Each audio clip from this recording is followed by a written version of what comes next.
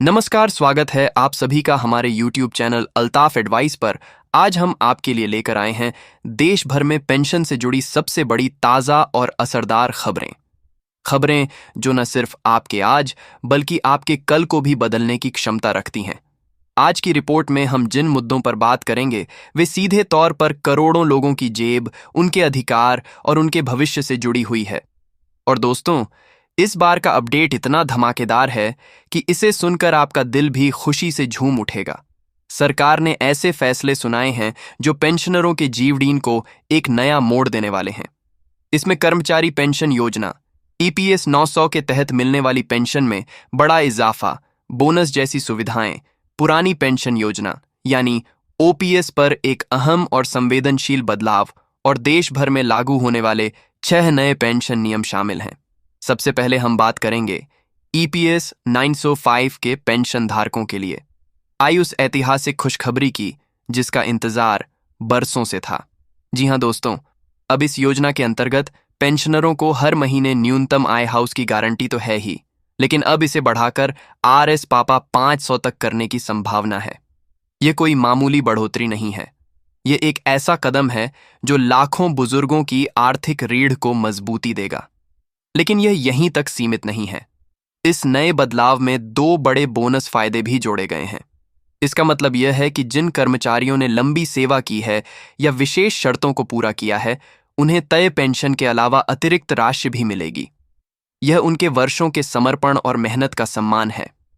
सोचिए, रिटायरमेंट के बाद भी अगर आपको स्थिर आय, बोनस और परिवार की सुरक्षा का भरोसा मिले तो यह किसी वरदान से कम नहीं, और यही सोचकर सरकार ने इस योजना में बदलाव किए हैं। सरकार का कहना है कि इस बदलाव का उद्देश्य बुजुर्गों को आर्थिक रूप से आत्मनिर्भर बनाना है, ताकि उन्हें किसी पर निर्भर ना रहना पड़े। उम्र के उस पड़ाव पर जब काम करने की ताकत कम हो जाती है, खर्चे कम नहीं होते, ऐसे में पेंशन ही वह सहारा बनती है जो इंसान को गरिमा और सुकून के साथ जीने में मदद करती है। इसके तहत 4 मुख्य फायदे हैं। पहला, गारंटेड मासिक पेंशन। अब कम से कम आरएस 8000 और संभवतः आरएस पाला 500 तक हर महीने पेंशन। दूसरा, बोनस की सुविधा, लंबे समय तक सेवा करने वालों के लिए अतिरिक्त राशि का लाभ। तीसरा, पारिवारिक सुरक्षा। पेंशनर के निधन के बाद भी परिवार को पेंशन मिलती रहेगी। चौथा, आसान आवेदन प्रक्रिया। अब हर पात्र व्यक्ति तक योजना पहुंचे। इसके लिए आवेदन प्रक्रिया को सरल और डिजिटल बनाया गया है।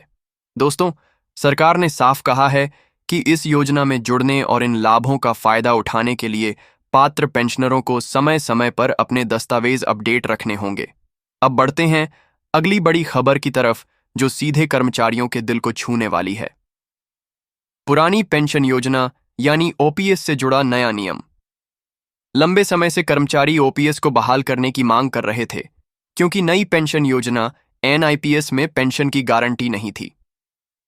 सरकार ने अब एक नया नियम लागू किया है जो खासकर उन कर्मचारियों के लिए राहत लेकर आया है जिन्हें सेवा के दौरान किसी स्वास्थ्य समस्या, दुर्घटना या स्थायी विकलांगता का सामना करना पड़ा है।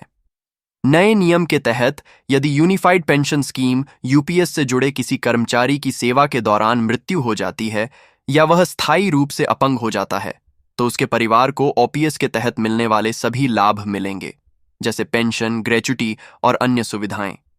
ओपीएस के बारे में आपको बता दें, इसमें कर्मचारी को उसकी अंतिम तनख्वाह का 85% पेंशन के रूप में मिलता है। साथ ही महंगाई भत्ता डीए भी जोड़ा जाता है। इसमें कर्मचारी की तनख्वाह से कोई कटौती नहीं होती, पूरी पेंशन सरकार देती है। अब अप्रैल 2025 से लागू हुई नई यूनिफाइड पेंशन स्कीम में कर्मचारियों को अपनी बेसिक सैलरी और डीए का 10% योगदान देना होता है, जबकि सरकार 1800 से 5% योगदान करती है। कम से कम 10 साल की सेवा पर 8000 मासिक पेंशन और 25 साल की सेवा पर अंतिम 12 महीनों की औसत तनख्वाह का 50% पेंशन के रूप में मिलता है। नया नियम इस मायने में महत्वपूर्ण है कि इससे आकस्मिक परिस्थितियों में कर्मचारियों और उनके परिवारों को तुरंत राहत मिलेगी। लेकिन ध्यान रहे, यह लाभ अपने आप लागू नहीं होगा। इसके लिए कर्मचारी को एक चयन फॉर्म भरकर अपने विभाग में जमा करना होगा। अब आते हैं आज की तीसरी और आखिरी बड़ी खबर पर। देश भर में लागू होने वाले 6 नए पेंशन नियम। यह नियम वृद्धावस्था पेंशन, विधवा पेंशन और विकलांग पेंशन तीनों को प्रभावित करेंगे। पहले अलग अलग राज्यों में अलग अलग राशि और प्रक्रिया होती थी, लेकिन अब यूनिफाइड पेंशन स्कीम के तहत पूरे देश में समान नियम लागू होंगे। पहला नियम, न्यूनतम पेंशन राशि अब Rs 5,000 प्रतिमाह होगी। दूसरा नियम, पात्रता के मापदंड बदले गए हैं। वृद्धावस्था पेंशन के लिए वार्षिक पारिवारिक IRC ऑन सोर्स से कम होनी चाहिए। विधवा पेंशन केवल आय पर आधारित होगी, जिसकी सीमा Rs से 1 लाख सालाना तय की गई है। तीसरा नियम, विकलांग पेंशन के लिए सरकारी अस्पताल से जारी 40% या उससे अधिक विकलांगता का प्रमाण पत्र आवश्यक होगा। चौथा नियम, फेस EKYC सत्यापन अनिवार्य होगा। आधार और मोबाइल नंबर से डिजिटल वेरिफिकेशन करके ही पेंशन जारी होगी। पांचवा नियम, बैंक खाता आधार से लिंक होना चाहिए और सभी जरूरी दस्तावेज ऑनलाइन जमा करने होंगे। छठा नियम, राज्य और जिला स्तर पर हेल्पलाइन और शिकायत निवारण पोर्टल शुरू होंगे। इसके अलावा विधवा पेंशन के लिए अब कोई उम्र सीमा नहीं है, केवल आय सीमा लागू होगी और संगठित क्षेत्र के EPFO पेंशनरों को उनकी सेवा श्रेणी और अंतिम वेतन के आधार पर 17,750 से आर तक मासिक पेंशन मिल सकती है। दोस्तों, इन सभी बदलावों का उद्देश्य यह सुनिश्चित करना है कि पेंशन योजनाओं का लाभ केवल सही और पात्र लोगों तक पहुंचे और बुजुर्ग, विधवा तथा विकलांग नागरिक आर्थिक असुरक्षा से मुक्त रहें। तो यह थी आज की सबसे अहम और असरदार खबरें। इनका सीधा असर आपके जीवन और आपके परिवार के भविष्य पर पड़ने वाला है, इसलिए समय रहते सही जानकारी लें, अपने दस्तावेज अपडेट करें और योजना का पूरा लाभ उठाएं। देश भर के सभी पेंशन धारकों, कर्मचारियों और उनके परिवारजनों का मैं दिल से स्वागत करता हूं। इस विशेष रिपोर्ट में जो आपके भविष्य, आपकी आर्थिक स्थिति और आपके अधिकारों से जुड़ी सबसे बड़ी खबरों को लेकर आई है। आज का दिन सिर्फ एक आम दिन नहीं है, बल्कि इसे आप आने वाले समय में एक ऐतिहासिक मोड़ के रूप में याद रख सकते हैं, क्योंकि आज हम जो जानकारी आपके सामने रखने जा रहे हैं वह आपके पेंशन जीवन में नई रोशनी, नई उम्मीद और नई ताकत देने वाली है। दोस्तों, जब हम पेंशन की बात करते हैं तो यह सिर्फ एक मासिक राशि का नाम नहीं है। ये आपके जीवन भर की मेहनत, आपके वर्षों की सेवा और आपके परिवार के सुरक्षित भविष्य का प्रतीक है। लेकिन अक्सर हम देखते हैं कि रिटायरमेंट के बाद लोगों को जिस स्थिर और पर्याप्त आय की जरूरत होती है वह उन्हें पूरी तरह से नहीं मिल पाती। यही वजह है कि पेंशन में सुधार, पेंशन राशि में बढ़ोतरी और पेंशन नियमों में बदलाव जैसी खबरें इतनी अहम हो जाती हैं।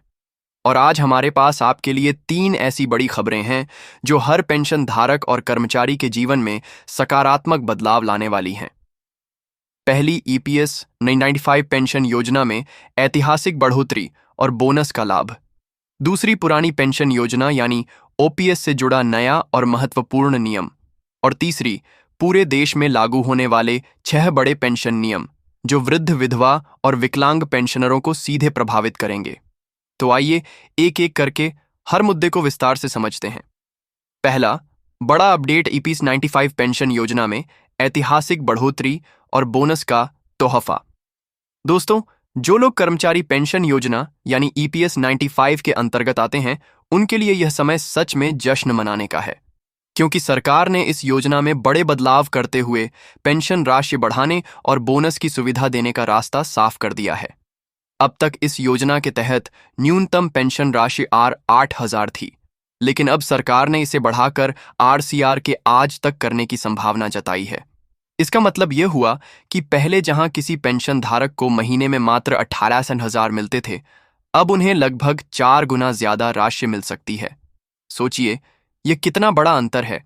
अगर किसी परिवार की मासिक पेंशन 8,000 थी और वह बढ़कर आरक्षण 500 हो जाए, तो वह परिवार अपने मासिक खर्चों का बड़ा हिस्सा आसानी से संभाल सकता है। लेकिन यहाँ सिर्फ राशि बढ़ाने की बात नहीं है, इस योजना में अब बोनस की सुविधा भी जोड़ी गई है। इसका सीधा मतलब ये है कि अगर आपने लंबे समय तक नौकरी की है या कुछ विशेष शर्तों को पूरा किया है, तो आपको तय पेंशन के साथ साथ अतिरिक्त राशि भी मिलेगी।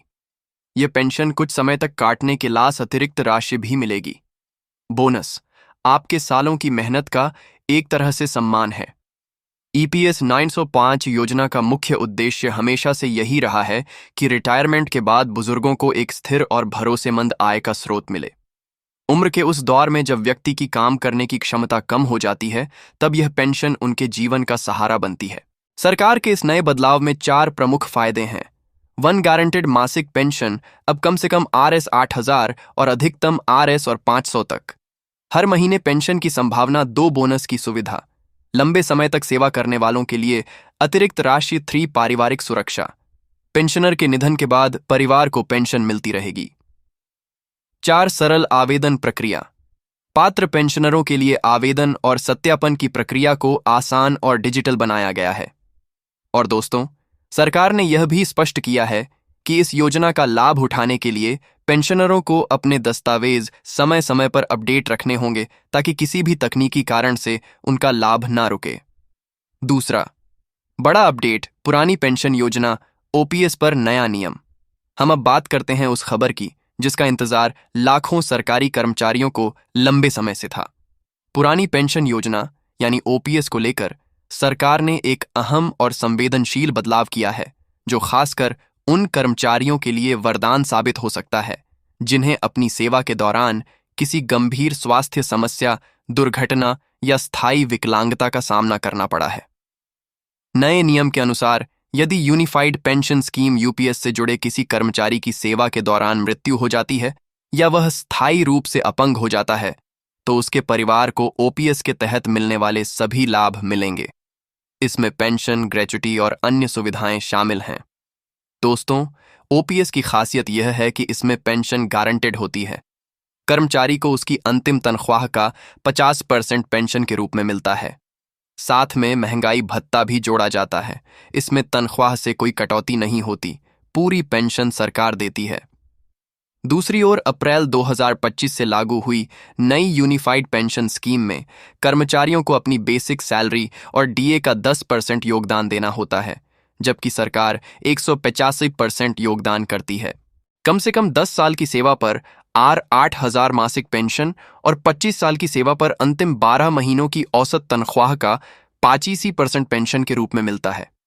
लेकिन याद रखें, यह नया OPS लाभ अपने आप लागू नहीं होगा। कर्मचारी को इसके लिए एक चयन फॉर्म भरकर अपने विभाग में जमा करना होगा। यह सरकार का एक पारदर्शी और सहयोगी कदम है, जिसका उद्देश्य आकस्मिक परिस्थितियों में परिवारों को आर्थिक राहत देना है। तीसरा, बड़ा अपडेट, देश भर में 6 नए पेंशन नियम अब हम आ गए हैं। उस बदलाव पर जो पूरे देश के पेंशन सिस्टम को एक समान और पारदर्शी बनाने वाला है। यूनिफाइड पेंशन स्कीम के तहत वृद्धावस्था, विधवा और विकलांग पेंशन की व्यवस्था को एकीकृत कर दिया गया है। पहले अलग अलग राज्यों में पेंशन राशि और प्रक्रिया अलग होती थी, लेकिन अब पूरे देश में समान नियम लागू होंगे। 6 मुख्य बदलाव इस प्रकार हैं। वेग, न्यूनतम पेंशन राशि। अब सभी पात्र लाभार्थियों को हर महीने कम से कम 8-5,000 पेंशन मिलेगी। तो पात्रता के नए नियम, वृद्धावस्था पेंशन के लिए वार्षिक पारिवारिक आय R 6 पैसों से कम होनी चाहिए। विधवा पेंशन के लिए आय सीमा 8 लाख सालाना तय की गई है। 3 विकलांग पेंशन, सरकारी अस्पताल से जारी 40% या उससे अधिक विकलांगता का प्रमाण पत्र अनिवार्य होगा। 4 फेस EKYC सत्यापन, आधार और मोबाइल नंबर से डिजिटल वेरिफिकेशन जरूरी होगा, वरना पेंशन रोक दी जाएगी। 5 आधार लिंक बैंक खाता, सभी आवश्यक दस्तावेज ऑनलाइन जमा करने होंगे। 6 हेल्पलाइन और शिकायत निवारण राज्य और जिला स्तर पर सहायता पोर्टल शुरू होंगे। इसके अलावा विधवा पेंशन के लिए अब कोई उम्र सीमा नहीं है, केवल आय सीमा लागू होगी और संगठित क्षेत्र के EPFO पेंशनरों को उनकी सेवा श्रेणी और अंतिम वेतन के आधार पर पार 500 से R 500 मासिक पेंशन मिल सकती है। इन नियमों का उद्देश्य यह सुनिश्चित करना है कि पेंशन का लाभ सही लोगों तक पहुंचे और फर्जी लाभार्थियों को बाहर किया जा सके। ऐसी ही वीडियो पाने के लिए हमारे चैनल को सब्सक्राइब जरूर करें। फिर मिलते हैं नेक्स्ट वीडियो में, तब तक के लिए धन्यवाद।